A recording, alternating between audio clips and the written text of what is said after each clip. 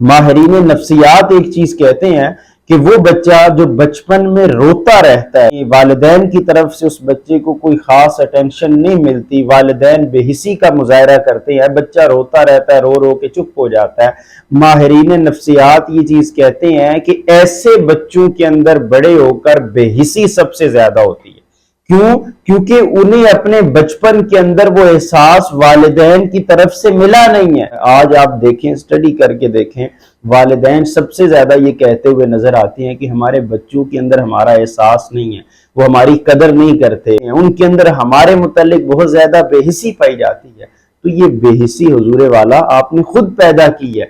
आपने अपने बच्चों के अंदर जब किसी दूसरे के लिए एहसास पैदा नहीं होने दिया और अपने बच्चे को किसी दूसरे के लिए हमदर्दी का जज्बा नहीं सिखाया, तो फिर ये कहां से पॉसिबल है कि उसके दिल के अंदर आपके लिए किसी खैर खाई का जज्बा पैदा हो।